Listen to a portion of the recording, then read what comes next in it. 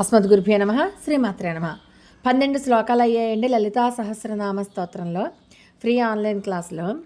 13వ శ్లోకం నుంచి ఈరోజు మనం విందాం. ఓం ఐం హ్రీం శ్రీం శ్రీమాత్రే నమః.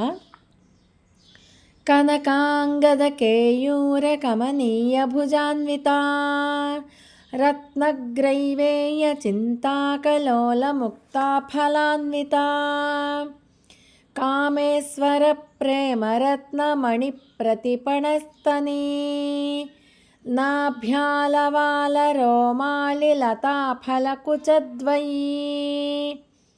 లక్ష్యరోమలతాధారతాసమున్నేయ మధ్యమా స్తనభారదళన్మధ్య పట్టబంధవళిత్రయా అరుణారుణ కౌసుంభ వస్త్రభాస్వత్కటీతటీ రత్నకింకిణికారమ్య రసనాదామభూషితా కామే సజ్ఞాత సౌభాగ్యమార్దవోరుద్వయాన్వితా మాణిక్యమకుటాకార జానుద్వయ విరాజితా ఇంద్రగోపపరిక్షిప్తస్మరతూణాభజంఘికా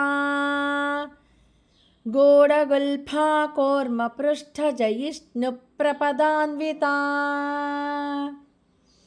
నఖదీధితి సంఛన్న నమజ్జనతమో గుణా పదద్వయ ప్రభాజాల పరాకృత సరోరుహా సింజానమణి మంజీర మండిత శ్రీపదాంబుజా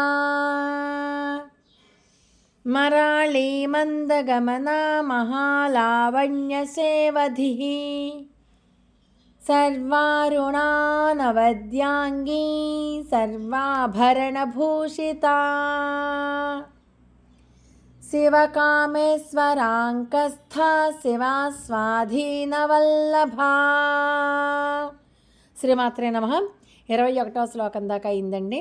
నెక్స్ట్ క్లాస్లో మిగతా శ్లోకాలు. లోకా సమస్తా సుఖినో భవంతు.